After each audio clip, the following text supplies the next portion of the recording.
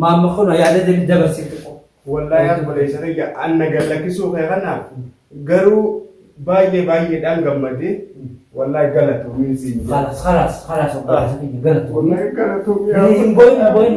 هنبوي لا كوا كان توام بوي واسا كان توام بوي هنبوي فين جاب دور رو قدوم كيسا سبا ستنا ربي وجه ربي غدي akan ambil juga. Namun ini ya dunia sana lagi ada. Injiro ilmu nama. Kau ilmu lagi lo hara ilmu abba ilmu ilmu lagi. Ilmu lewat temi. Anak kaki najjate tu pita munda kesa najabate nagayan hujite dalagate jirenya ke akan namati jiratu si miskin engante tu ferro danu danu kalau sampai itu kita jadi akan roh family sebase anak kaki yaada qabdunaas ani yaani nin qabu yaada tokko qabu garuu jarri sanoo seefaanitti jarri sanoo buun si gallakkisi ana maani jini beeta abadan eegaan dukkana sanii si baase eegaan hidhaa san sirraa baasee dukkana sanii si baasee as si fide mana kan waniin arra maallaqa giseen kan gochtemi mana kan waniin kireesseef akka ati najjaatuuf tamam eegaan achi si baase achi sin deebisu abadan maaliif addunyaa tanaatuutu karaa baatee baabale ati sin deebisu kanaafuu ati yaanni jara sanii yooniin si gallakkisee naa deebisu maal ani imma dhugaadhaa galatoomi amma jara sanii yoon si gallakkisee barbaada keenyaa fi balaa jirtu tanaa fi ammaas haaratti kuma gaafa kan wal goone san daran gaafa manguddummaa dhufte anas siqee malee najjaajilli jedhanii beektaa. Inni ditalee jarri lalle. Shayini nan dhiisu jedhee maal jedhee. Kanaafuu ani sheekaas rabbii fayyada jechuun amma jala mu'ee jira. Dhageenyaa siima. Shayini makluunni rabbiin kalaqe wanni rabbiin kalaqe takka taata rabbii gaditti rabbii gad jirti malee wanni rabbii ol jiraan jirtu. Faamee si baasa. Jara kana wanni isaan qaban rakkoon isaan nurra fide rabbuun si baase maal fakkaatti? Jarri yaada isaan qabanii seera. Dubbiin tun dubbii jadduu lafa kaakaate dubbii sana keessatti addanaa baasu. Dhaggeeffadhu siif hima. Osoo sodaatiyaa fi sodaana jaashii fi jara saniitiif akkana hin jennetti yaadni jarri qabu. Lola kana keessatti viidiyoo isin martanis Fatihaa fi baaris namni hundinuu ni ilaalla.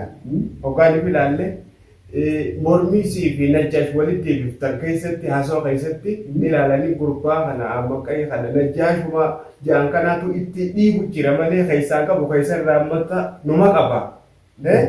Yaaboo.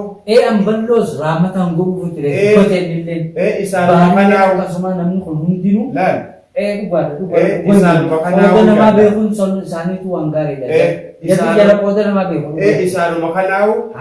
Waa laaftuun akkana gootu isheenii jaansaniif wallaachisee dhuma jedha kun wallee kana dalaga. Rabbummaan haa araaramuu fi du'aamuu goonaaf nuti silaanii fi wanni barbaannu namuma nurraa qaban kana barbaanna malee barbaada isaanillee hin qabnu. Du'aamuu goonaa fi gaafa hadiir dhufee achi baarfaa bira ture ni qamaa ni haatee dhuga quraanatti kanneen numaatu qare'eeti salaata isaa ilaa amma qaxin godhu waan si ajaa'ibu. Amma dubbii irratti waan bareedaadha. Ani namni natti himu salaataa fi quraanaas. Namni beekaan quraanaa fi salaata quraanaas diin islaama irraa waanii nama hadiisaas qaree nama quraanaas tafsiirallee xiqqoo qaree jiru ni beekaa garuu immoo kanuma ta'ee zulmiin addunyaa kanarratti nama zallamaa ooltu sin fayyaddu jireenya keetii fi jireenya duniyaa akiraadha kanuma khayrii hojjettuutu khayruma hojjettuutu gaariidha. Ani takka guyyaa silaa inni siidhe sanillee sirraa dhorkuu ture ballollee hanqa bahar gartee gaafa haaraa olee galu sun naaf baaris garaa keessaan waluma harkisuu jirra ilaa amma qalbichi naaf baarillee wal jaalachuu jirra. Durri hojii nyaachuu turte nama jaalala walii qabu amma roorroo kana keessatti illee akka gartee dhabamaa walii irratti yaadaan jirru yaadaani kana keessatti ati jara kana nuun si gallakkise si lakkise alaa xolli dheeqa ganda. Gandaniin dhaqee.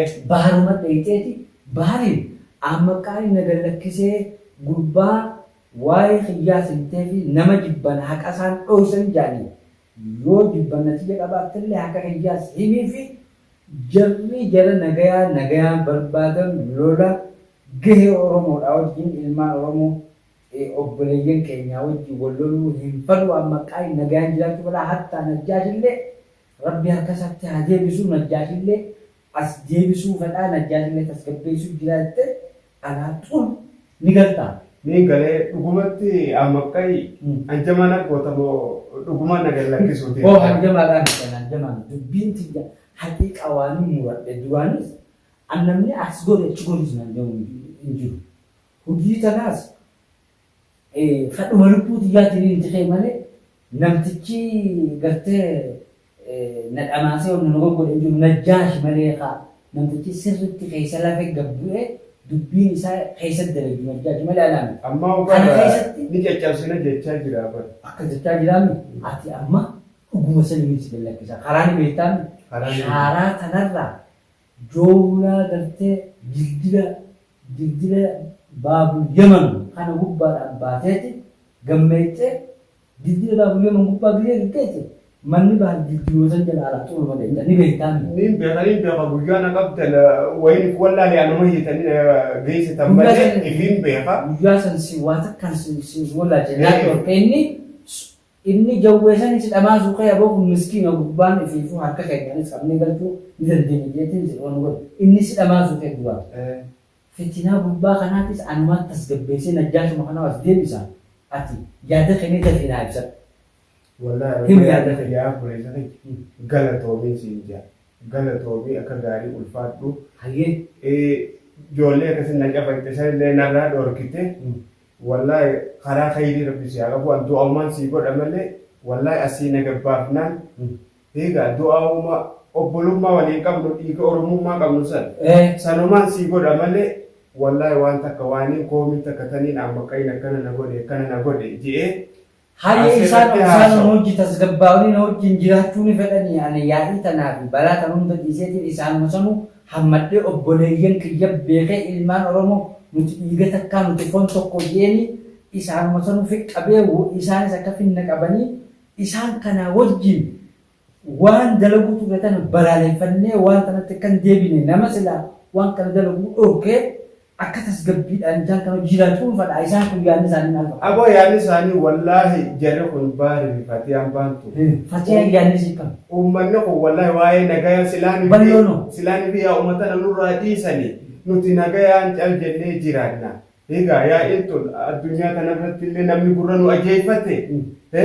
Wal barbaaduun tun nurraan toltu. Yaa boo silaa ijoolleen tun numa dhiifte. Balloonu.